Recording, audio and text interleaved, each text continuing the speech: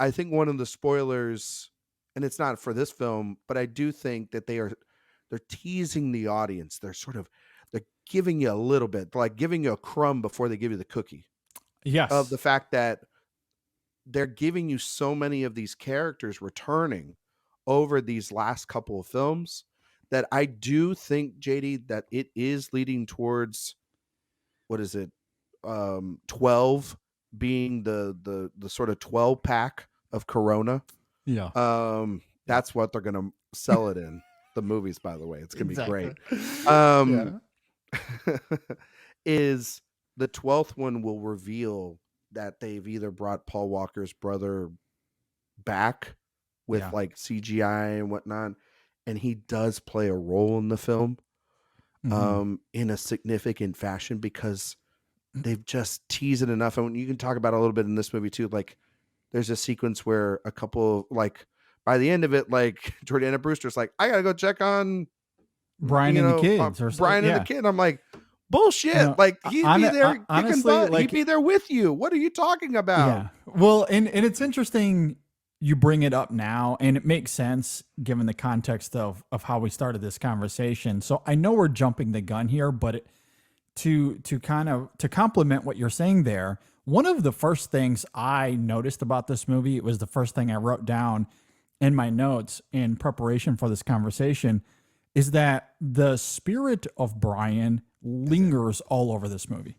Yes, it does. lingers all over this movie. Now, is that simply to maintain Brian as a piece of this franchise spiritually in some sort of way? It could be that, or, and I hate to, I guess, maybe play the cynical card or give credence to Jay's idea, as silly as it was. He's not wrong.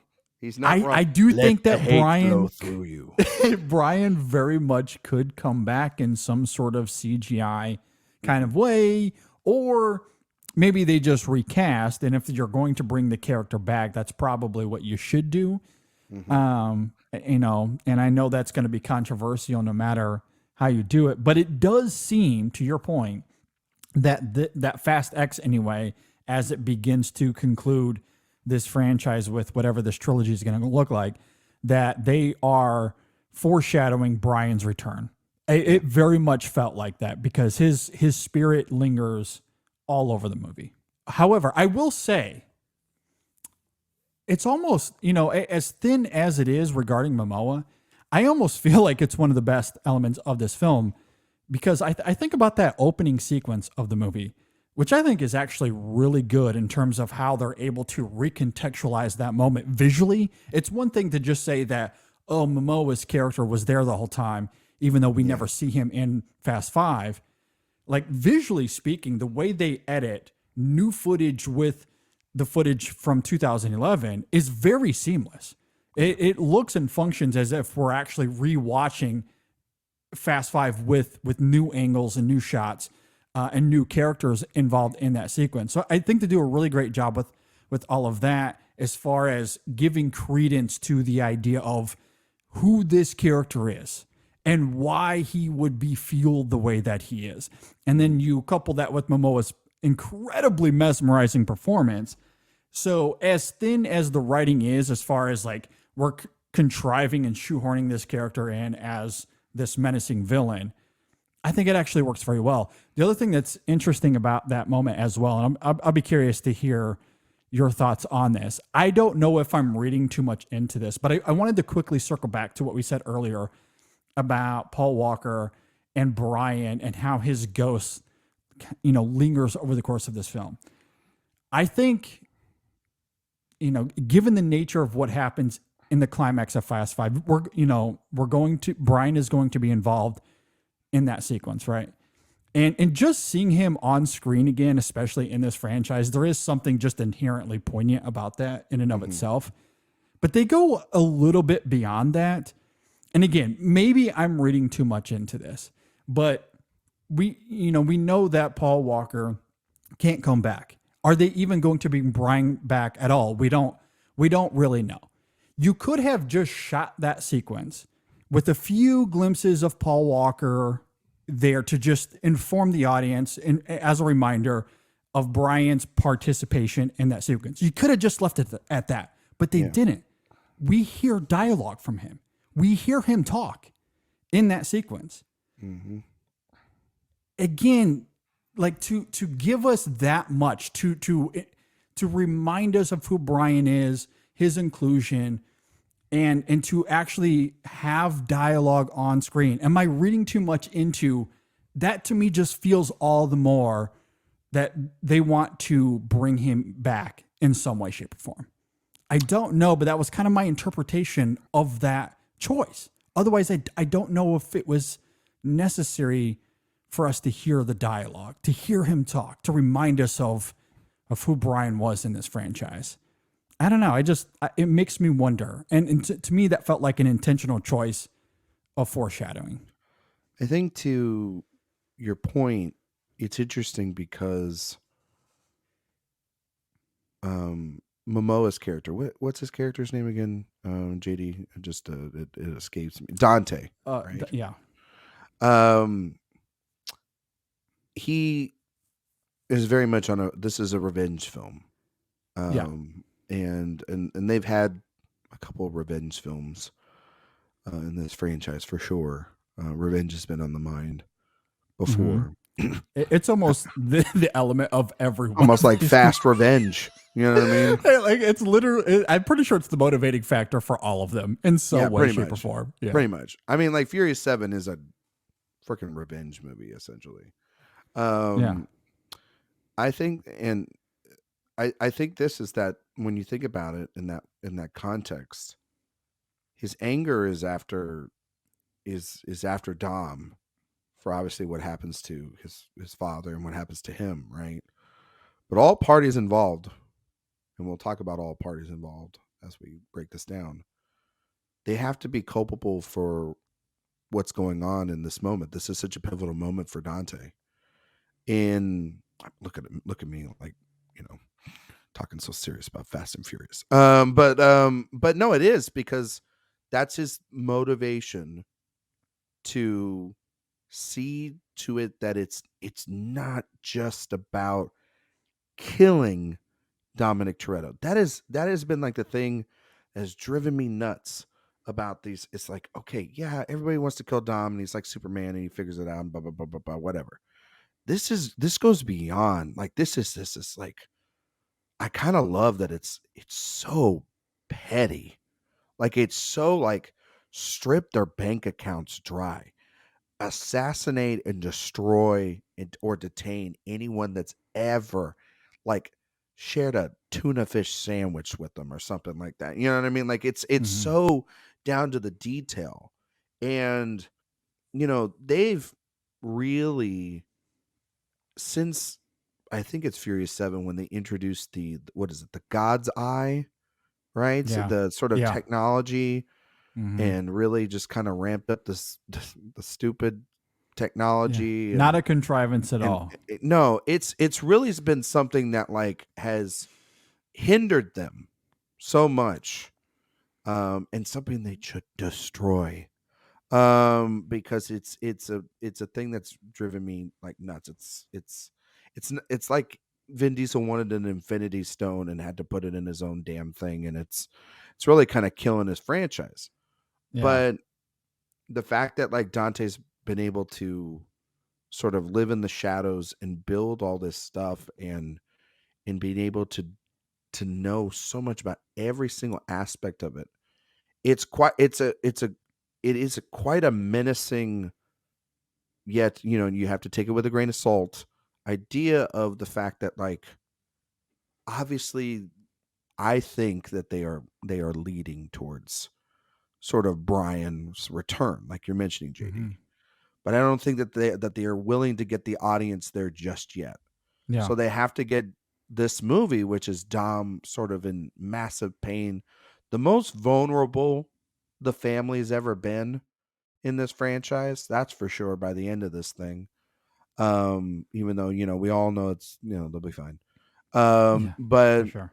but still the idea of it is like the words that are used, the actions that are done, sins of the original father, of this sort of group, right, are now being used upon the latest father group, which is Dom. And then of course you have Dante, who has lost his father.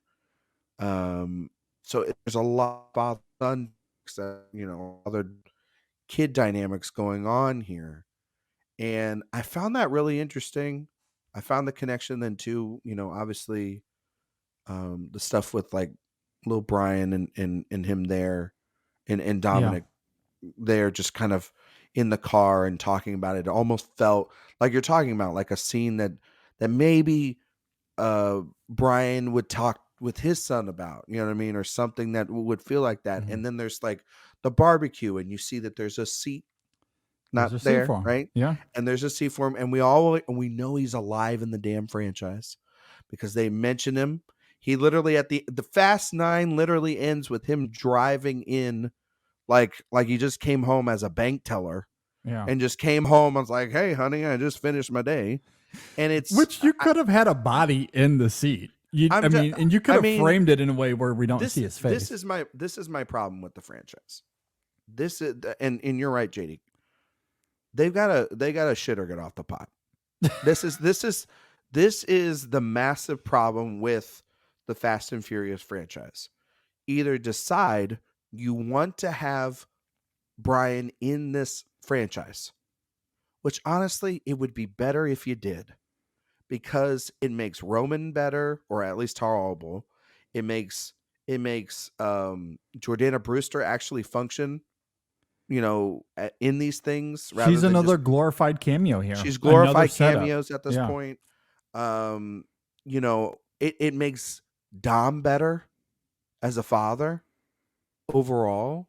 I mean, So that when moment when he was talking about Brian to that, I forget the character's name, but the other woman driver mhm. in Brazil after the race, when he's like visiting her apartment and she says something about a street racer and a cop, right? Because it's revealed that it's revealed who her sister is, which I guess I don't need to reveal at this moment for spoiler reasons. But something about that duality of a cop and a street racer. And there's a really fascinating close up on Vin Diesel. This is his best moment of acting in this film, when you get that close up of Vin Diesel and he reciprocates that idea of, I know what that's like. The relationship between a cop and a street racer, I very much empathize with that. You have no idea. Now, I'm paraphrasing there, but that's essentially what he says there. And you see the emotion on his face, and we all know who he's talking about in that moment. And to me, it's another one of those things where we see Brian at the beginning of this film. We hear his voice even. You get that moment of the barbecue, and you noted there's a glaring empty seat there, and we know who that is for there. And then you get that moment with Vin Diesel when he's talking very explicitly about Brian and getting emotional about it. Surely that they are leading to something, right? Or am I crazy? No, I don't think you're crazy, JD, because then you've got all the stuff with Jacob and everything, and it's about, and we can talk about that in spoilers or whatever, but the conclusion of that leads to then like, okay, well, I can't even actually finish the sentence without spoiling it, so I'm not going to, but just to say that the stuff with Jacob ties into all this then too. Yeah. And it's a mess. Just just Yeah. just cast his brother, or cast, I don't know, cast should have just cast John Cena as him. I don't freaking know. Like, cast Carl, who Yeah. hasn't been in this franchise? It's kind of like who hasn't been in this franchise. So I'm trying to Yeah. think like who would been a Paul Walker type. Get Timothy Olyphant or somebody. I don't know. Yeah. Get anybody. He can get anyone to play this role. Yeah. It's not like His Paul Walker. stunt double from the first movies. Get his Who brother knows? to play it. Just get You his know what brother. I mean, honestly, all joking aside, I think it's that simple. It's that simple. I think this film is clearly alluding to Brian He's coming. constantly throughout the film. and seemingly foreshadowing that he's going to come back at some point. And given the stakes of it, I mean, you think about that moment of Jordan Brewster's character in the house, and then Cena shows up. It's like, it feels like that should have been a moment where Brian is there, right? So I'm not gonna lie. When that moment happened, I went, "Oh shit!" I thought for a Brian's second, back. yes. Right? I thought for a second, and then it was like Uncle Jacob, and I'm like, "Oh, okay." And but here's the thing: it's like my cynical. I've worked with Jay Ledbetter for 5 years. Yeah. So my cynical heart would be like, of course they're going to do this. You know what I mean? It just makes sense for them to do this. But me as like just a normal human being would not like this to happen. Because if this happens, oh my God, if this happens, it's kind of worse than any uncanny valley thing that you could probably imagine, because of the fact that like so many uncanny valley things, they just end up doing it. And then it doesn't work out and they never touch it again. Well, I mean, and Star Wars has gotten in a lot of trouble for this. True. But hear me out. They would have spent, because let's say he shows up in 12, all right? Uh-huh. They would have spent 8, 9, 10, 11, 4 movies of just the most random assortment of scripts that you could have ever done, and put themselves in so many rabbit holes and pigeonholed themselves in so many different ways. And then if it ends up working out in the final one, then you question everything that comes beforehand. You know what I'm trying to say? Like, is this worth this? And for my listeners, I'm putting up my 4 biggest fingers, and then the 12th one is the smallest finger on my hand.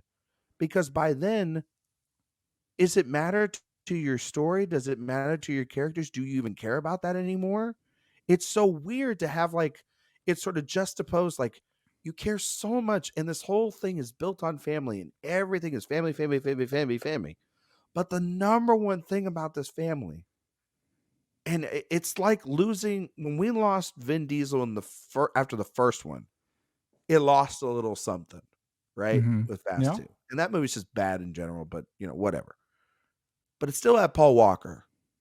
And he's still, say what you want about Paul Walker as an actor, he was always good as Brian. Like he was just built for that character. He just knew it, right? You know what I mean? Yeah. And it would just, it just doesn't, the franchise hasn't felt all the way right. So it has to take itself to these ridiculous heights in order to justify now these soap operas about Vin Diesel and being a father and, you know, family and all these different things, and bringing back every character. And that's the thing, is just that every character has been brought back except who? The one that technically is still alive in your franchise. And that's fascinating or tragic irony of all of this, because you're right. And I don't know, maybe we should just at this point just note that we might get into some spoilers for the rest of this conversation. So just a fair warning for those that haven't seen Fast X, because yes, not just this film, other films have brought back others that have supposedly died.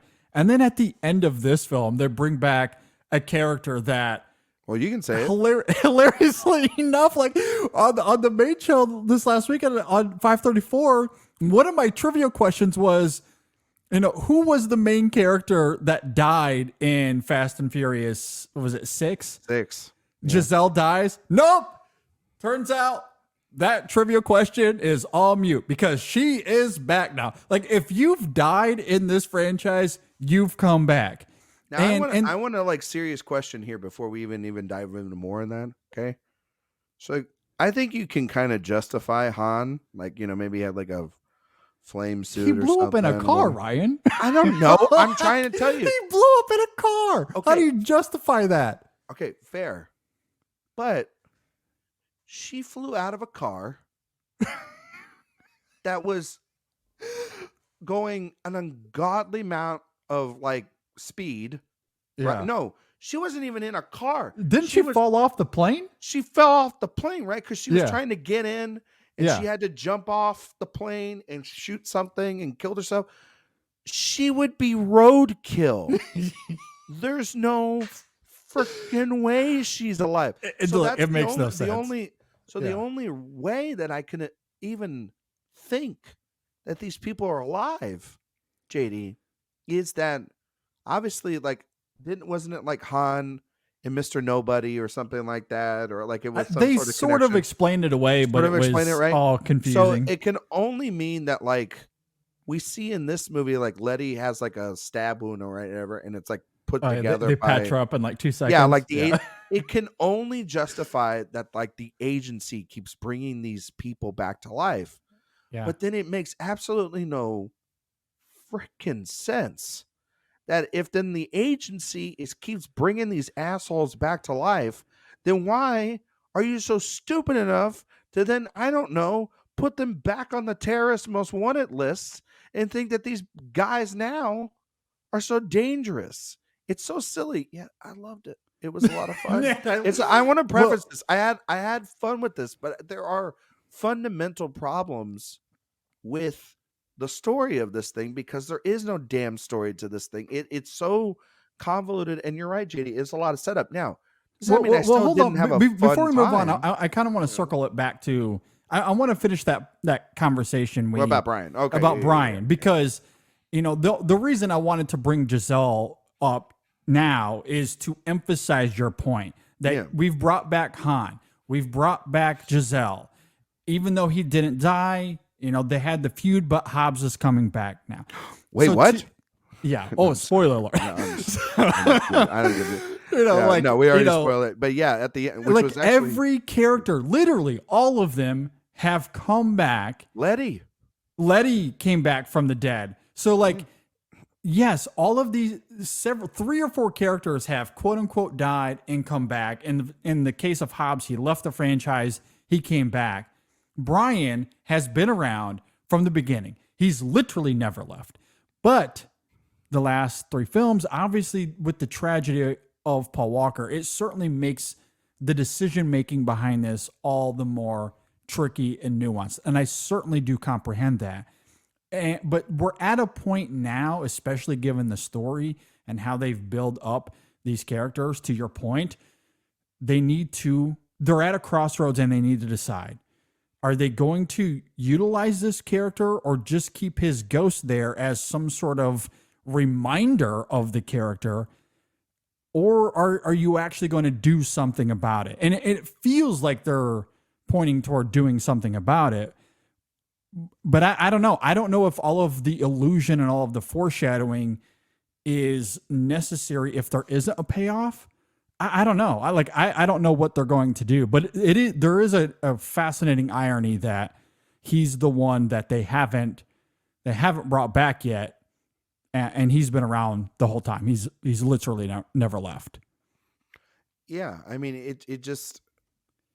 it's this weird thing that like Diesel just doesn't want to tap into, but it's like you don't want to tap into it, but you're tapping into it, bro. He's tapping into it. It's I mean, like it's like you're just edging everybody along. You know what I mean? It's just like just commit and get in bed with it, baby. Like it's I just agree. okay.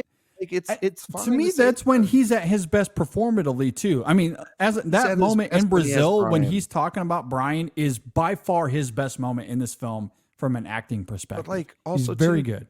JD, the best acting of this entire series are moments in Fast Five when it's him and Brian. Yeah. Like when they're talking outside, when Dom's talking about his father and all that different stuff, like and about Brian becoming a dad and all these different things. It's a good movie because the two of them exist.